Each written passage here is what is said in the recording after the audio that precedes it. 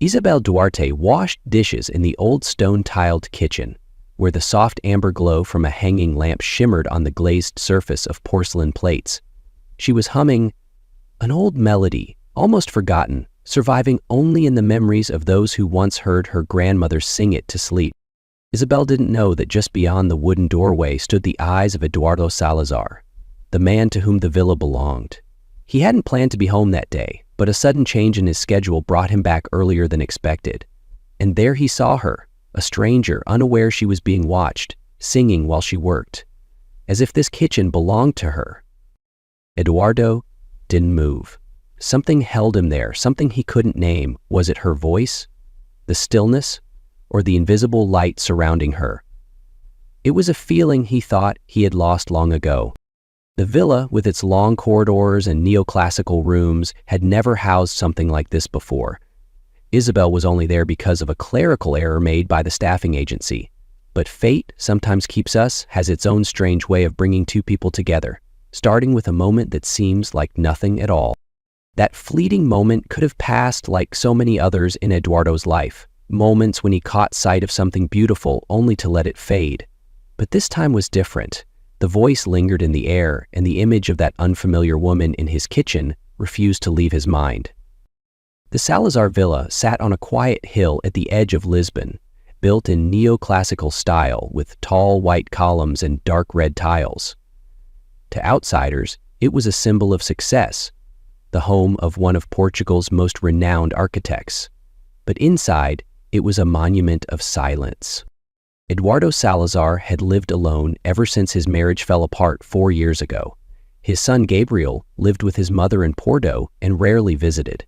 The house, once built to accommodate a family, was now occupied by no one but Eduardo and the echo of his own footsteps. Everything in the villa was perfect. Oil paintings aligned precisely, polished ebony bookshelves, hardwood floors that whispered under his shoes. Yet something essential was missing, something Eduardo no longer dared to name: life. He had never bothered to learn the names of the cleaning staff who came by schedule. They arrived, worked quietly, and left. But Isabel was different. She folded tablecloths with both hands, as if folding a memory. She seasoned soup not just with a spoon, but with instinct. She opened the kitchen windows to let sunlight flood in, something no one else had done since the house was built. Those small acts caught Eduardo's attention. At first it was unfamiliar, then curiosity, and eventually habit. He began staying home more often, claiming he needed to review documents or work remotely. One afternoon, he stood at the second-floor corridor, looking down at the dining room from the balcony. Isabel was setting the table, softly singing an old love song. Her voice lacked polish, but there was something in it, something that comforted. That day, when Isabel entered the study carrying a cup of tea, Eduardo asked without thinking, "Do you always sing while you work?" Isabel paused, slightly embarrassed. "Most of the time, I suppose. My grandmother taught me to sing when I was little.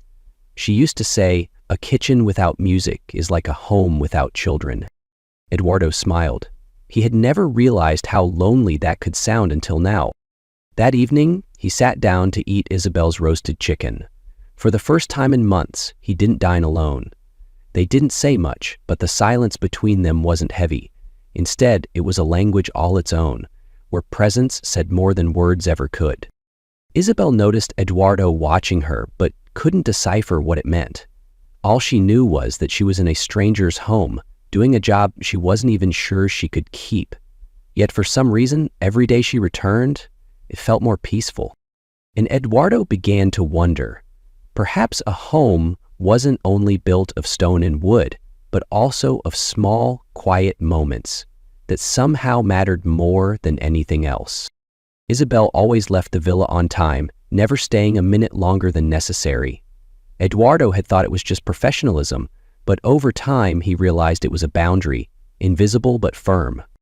Behind her gentle calm was a world he hadn't touched.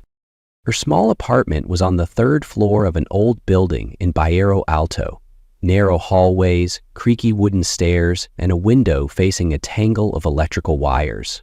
But inside it was neat, warm, and quiet. Except when Leo, her younger brother, became unsettled. Leo had been diagnosed with paranoid schizophrenia at 15. Now 23, he still lived with Isabel, relying on strict routines of medication, meals, and therapy, when they could afford it. Isabel never went out at night, never attended events, had little social life. Every cent she earned circled back to Leo. That morning, as she was leaving, Isabel received a call from the staffing agency. "Miss Isabel, we just discovered an error in your assignment. You were scheduled to work at Mr. Eduardo Suarez's home, not Mr. Eduardo Salazar's. We sincerely apologize." Isabel froze. Her heart pounded. "But I've been working there for almost a week." "Yes, and Mr. Salazar didn't notify us of the mistake. We're contacting both parties to resolve it." She hung up, shaken. She couldn't afford to lose the job. Not now. Leo's medication would run out by the end of weekend. The electric bill was overdue. Any disruption could bring everything crashing down. That afternoon, while cleaning the study, Isabel hesitated before speaking. "Mr. Salazar, I just learned there's been a mix-up. The agency says I was assigned to a different household. I'm sorry if this has caused inconvenience." Eduardo looked up from his blueprint, surprised. "A mix-up? Yes, I was supposed to be elsewhere. I'll leave, if you prefer." He paused, then shook his head. "I don't want you to go anywhere." His simple reply startled her. The contract? I don't care about the contract. I care that my kitchen doesn't feel empty in the morning. Stay until I say otherwise." Nothing more was said. Isabel nodded and left the room, heart still pounding, not from fear, but relief. That night, when she returned home, Leo was standing in the living room, speaking to someone invisible. His voice was low, urgent, arguing. Isabel wasn't alarmed. She approached, placed a hand on his shoulder, and said gently, "Leo, it's just a hallucination. No one's talking about you. Let's take your meds, okay?" Leo hesitated, then nodded, sitting down. Isabel fetched water and handed him the pill, routine, like so many nights before. A part of her life she never brought into the villa, never spoke of during quiet dinners with Eduardo. Inside her lived two separate worlds, one filled with the gentleness Eduardo saw, and another, brimming with responsibility and fatigue, she kept hidden. And Eduardo, skilled architect though he was, had never glimpsed that blueprint. That evening, Lisbon was colder than usual. Eduardo had stayed home all day, never once stepping out of the villa. Isabel noticed by the cardigan draped over the dining chair, a habit he only had when working from home. She placed a steaming plate of pasta on the table, then added 2 glasses of red wine, poured from a bottle Eduardo had left on the bar that morning. She didn't ask, she just poured. Somehow, a quiet form of understanding had begun to form between them. Eduardo entered just as Isabel was straightening the tablecloth. He sat down with a nod, his eyes holding the faint weight of fatigue. "Smells amazing. Mushroom pasta. I added a bit of nutmeg, the way my grandmother used to," Eduardo chuckled softly. "Rare and genuine." "You mention your grandmother a lot. She must have meant a great deal to you." Isabel hesitated for a moment. "She's the only family I remember clearly. After our parents passed, she raised me and Leo. She was a wonderful cook. She believed every meal had a soul, if you knew how to listen to it." She smiled, half apologetic, half nostalgic. "I know it sounds silly." Eduardo shook his head. "No, actually, I'm jealous." That caught Isabel by surprise. Jealous? He set his wine down, gaze drifting to somewhere beyond the room. "I never had that. My family was formal. Dinner was for performance, not memories." Isabel said nothing. She simply placed another slice of toast on his plate. Later, as the meal wound down, Eduardo exhaled deeply. "You once asked why I always look tired. Tonight, I'll answer." Isabel didn't speak, just listened. "I have a son, Gabriel. He lives with his mother in Porto. He's autistic, severe." He paused, then went on. "I'm not a good father. I tried, but not enough. And for a long time I buried that truth under work." Isabel set down her cutlery, her eyes softening. "You're not the first to do that, but you're one of the few who admits it. Eduardo gave a half smile, wearied but honest. Maybe, but still. Every time I hear you sing in the kitchen, I remember Gabriel as a boy. He loved sounds. He used to laugh at boiling water, the clink of a spoon in a glass.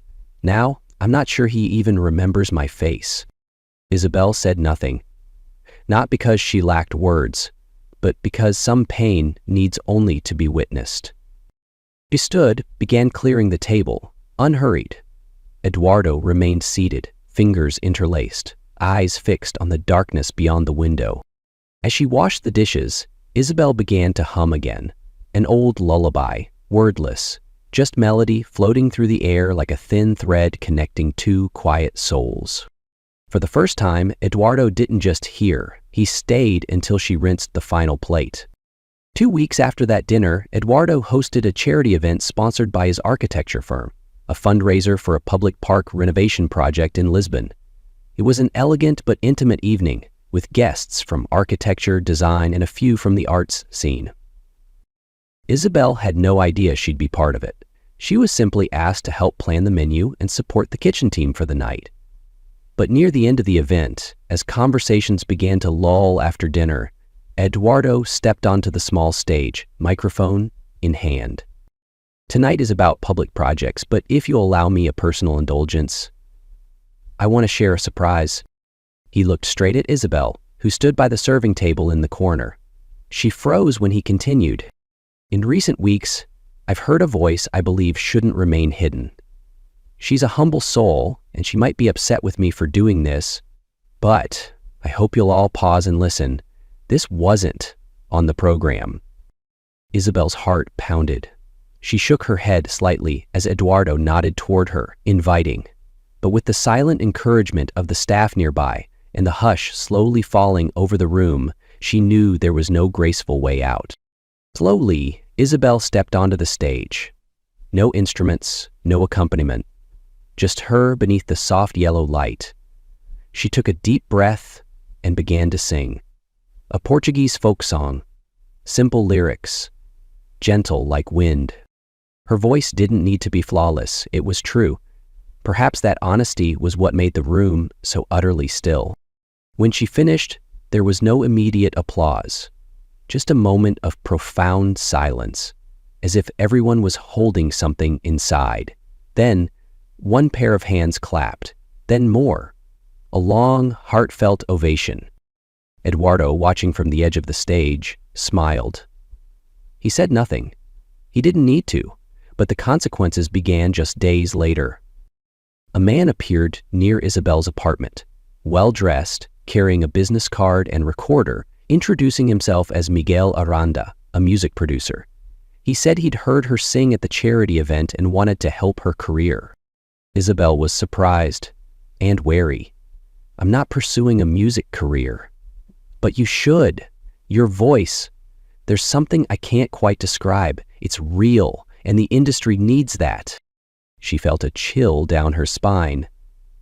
How did you know where I live? Miguel gave a slight smile. I have contacts everywhere. I just want to invite you for a coffee. No pressure. Isabel declined, walked straight into the building, never turning back. A vague, unnamed fear gnawed at her. She didn't tell Eduardo. Not yet. 2 days later, Leo, who rarely answered the door, called her mid-shift. Sis, someone knocked. Asked for you.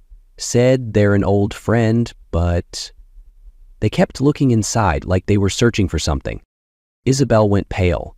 She left the villa early, rushed home.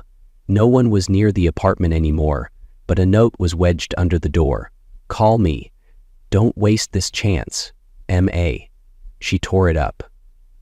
The feeling of being invaded had never been clearer. That night, as she cleaned after dinner at the villa, Eduardo noticed Isabel was distant. She wasn't singing, didn't open the window, didn't speak. Is something wrong? He asked. She shook her head, tried to smile, but in her eyes was something Eduardo hadn't seen before. Fear. He didn't press, but in his chest a quiet alarm had started, that the fragile peace between them was now being threatened by something from the outside world. And this time, he knew he couldn't just watch. Eduardo didn't press further, but he knew something had shifted. Isabel was no longer the quiet, composed woman of the kitchen. Between them now stretched a thin silence, like a thread that could snap at any moment. 3 days later, a large envelope appeared in Isabel's mailbox. No return address, only for Miss Duarte. Inside was a pre-signed recording contract, with Miguel Aranda's signature at the bottom, a USB stick, and a handwritten note. "Listen to the demo. You deserve more than that, kitchen." Her hands trembled. She didn't plug in the USB, nor did she read the full contract. One thought pulsed in her mind. Who gave him her address? She had never shared personal details at the charity event. Eduardo couldn't or shouldn't be the one, but if not him, then who? That evening in the villa's kitchen, Isabel couldn't hide her tension. Eduardo noticed. At first he said nothing, but when she knocked over a spice jar, something she'd never done, he finally spoke. "Isabel, are you okay?" She nodded, avoiding his eyes. Eduardo waited a few beats, then stepped closer. "I'm used to your silence, but tonight it feels different. Did something happen?" She looked up, eyes guarded for the first time. "I think someone gave my information to a stranger, a music producer." Eduardo frowned. "Miguel Aranda?" She froze. "How do you know his name?" "He left his card with me after the event. Said he saw potential. I didn't think it was worth passing on. I didn't give it to anyone." Isabel was quiet. "He showed up near my apartment, knew my brother's name, my floor, sent a contract to my home. That's not just potential." Eduardo's face darkened. "I'll look into it. I have contacts in media. I can—" "No, thank you," Isabel interrupted, polite but firm. "I just want to help." "I know, but I'm used to helping myself." The silence that followed weighed heavier than any between them before. The next day, Isabel didn't come to the villa. She texted Eduardo saying Leo wasn't feeling well. It wasn't entirely untrue. Leo was having one of his difficult days, but mostly she needed space, to breathe, to redraw the line between safe and dangerously sweet. Meanwhile, Eduardo began digging. He contacted an old friend, Victor Almeida, creative director of a media firm. Victor had handled the guest list, had access to logistics staff. "Aranda's trouble?" Victor said after a quick check. 3 women accused him of overstepping boundaries. Nothing stuck, no proof. How did he get Isabel's info? Victor hesitated. "Could be someone from my team. Could be he paid someone off. I can't rule that out." Eduardo gripped the phone. "Did you give it to him? Are you accusing me?" "No, but I need to know who made her feel hunted," Victor sighed.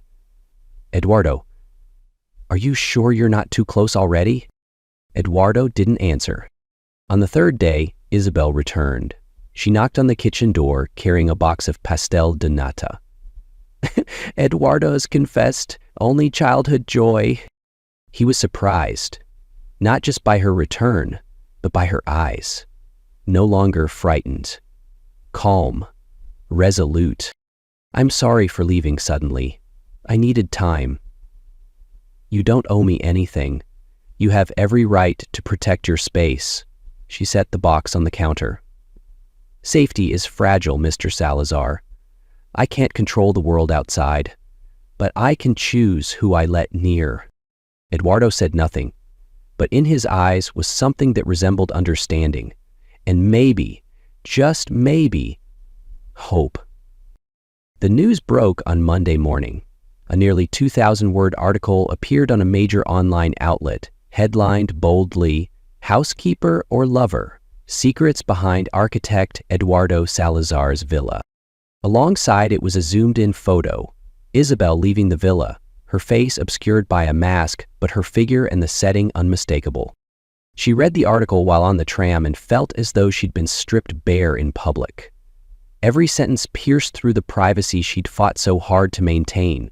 Vague mentions of her living situation, hints about Leo's condition, and a dramatized orphan narrative turned into something pitiful, almost mocking. Isabel got off at the next station, heart racing, hands shaking. She called Eduardo. I didn't know anything about this. His voice was tense, I swear. My brother read it, Eduardo. He's panicking. He thinks the world is staring into our home. I'm coming over. 30 minutes later, Eduardo stood at the door of her small apartment. He carried nothing but a coat and an unfiltered look of guilt. Leo wouldn't open the door. He was locked in his room, arguing with voices only he could hear. Isabel sat outside the door, holding a glass of water, pleading with him to take his medication.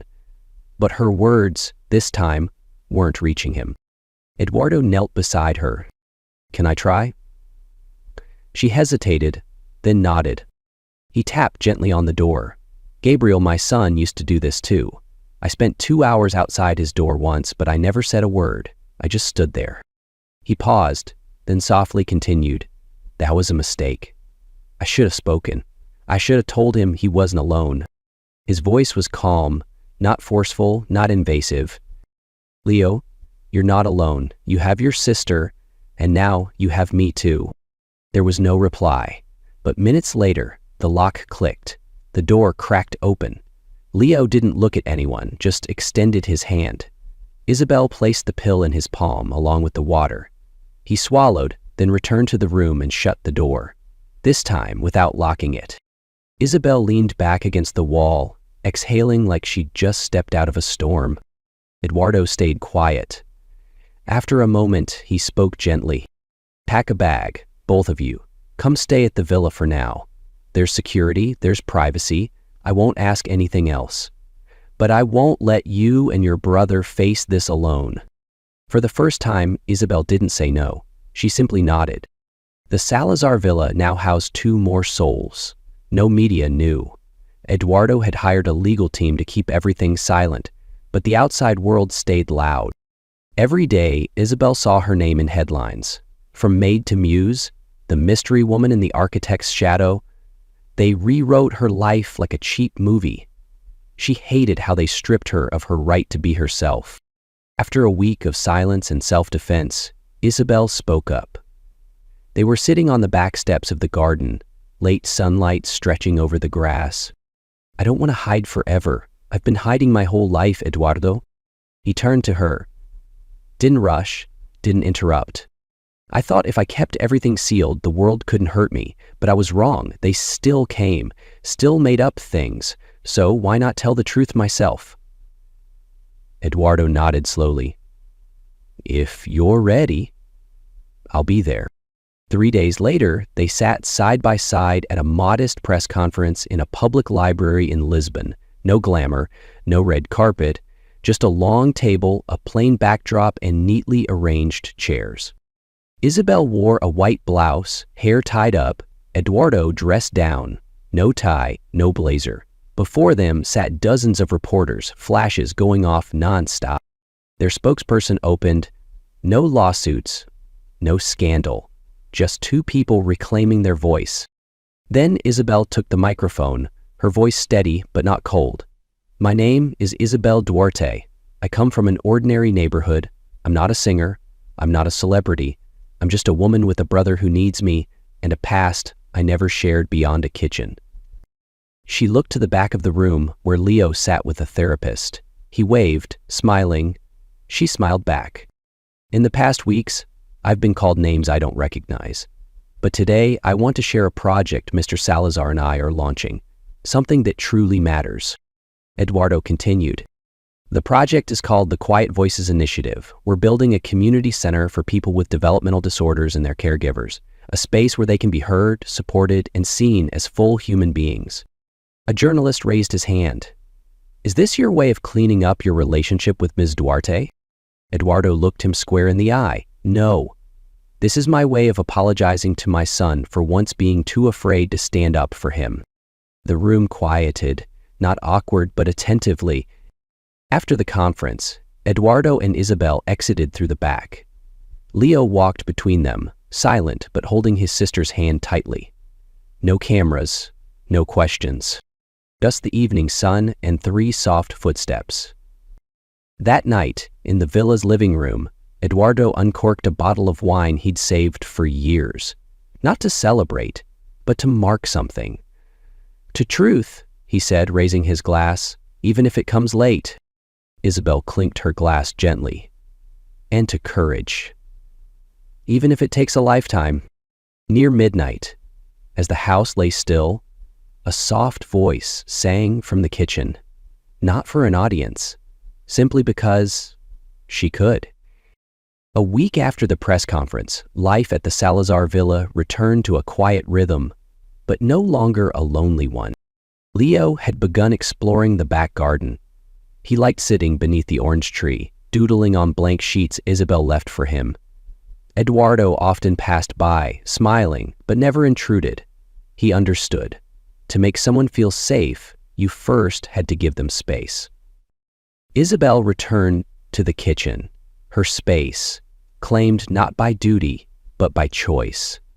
She cooked, hummed softly, opened the windows to let the light pour in. There were no curious stares anymore, just the quiet presence of people who understood and didn't need to ask. That evening, after dinner, Eduardo brought out 2 cups of tea. "Do you find it too quiet now?" he asked, voice low. Isabel smiled.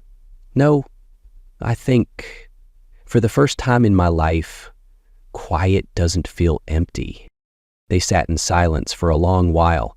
Steam curled between them. In the garden, soft lights lit each pathway in gentle gold. Eduardo looked at her, then said slowly, "I used to think I'd built spaces for others, but the truth is, I never knew what a home was, not until someone truly lived in it." Isabel didn't respond right away. She just looked at him, a long, still look, as if everything that needed saying had passed between them without words. That night, she stood in the kitchen long after everyone had gone to bed, doing nothing, just standing there, one hand resting on the cool stone counter. No music, no humming, only a quiet warmth blooming in her chest. Not love, not exactly gratitude, but something deeper, something born of perfect empathy. Isabel stood quietly in the kitchen, her hand resting on the cool stone, her chest warmed by an unnamed feeling. Not love, not exactly gratitude, but something deeper, born of perfect empathy. The next morning, light rain fell over Lisbon, a thin curtain across the city, softening everything. Isabel was drying dishes when Eduardo appeared at the kitchen door, shirt half-buttoned, holding a stack of papers. "I have a meeting at City Hall," he said, his voice holding something unsaid. Isabel nodded gently. She handed him a blue handkerchief he often forgot in his coat pocket. "It's raining, take this." He looked at the cloth, then at her, surprised she'd remembered such a small detail. "Thank you, you always remember everything." "Not everything, just what no one else does." The words, light as air, made the room pause for a moment. Eduardo tucked the handkerchief away. Before leaving, he hesitated, then stepped closer, very close. "Isabel, yes, if you don't mind, may I give you a hug?" She smiled, not because she was surprised, but because the question had lived in the silence between them for so long, waiting for someone brave enough to ask. She nodded. The hug wasn't passionate, it wasn't posed, it was simply one lonely soul touching another equally lonely. He said nothing, neither did she. But they both knew something had changed. In the weeks that followed, Eduardo shifted his rhythm. He woke earlier, spent quiet mornings with Leo brewing tea while the boy drew. He didn't speak much, but he was present. Isabel saw it, and she knew Eduardo's love spoke in consistency. She changed too, no longer closing windows in the morning, no longer turning down coffee invites from volunteers at the community center. She even started piano lessons with Eduardo's old teacher, a retired musician with silver hair and kind hands. Each evening, after dinner, with Leo upstairs, they sat in the living room sipping tea, listening to old records. Sometimes they didn't say a word, but they didn't need to. One night, Eduardo placed his hand gently over hers. No warning, no permission, but not abrupt. Isabel didn't pull away. This new life wasn't a fairy tale. Not every day was sunny, not everyone outside was kind. But for the first time, neither of them feared being seen. They were no longer two people living in separate, silent worlds. They had chosen to live together in the real one, where empathy, honesty, and quiet embraces were the foundation of a new chapter.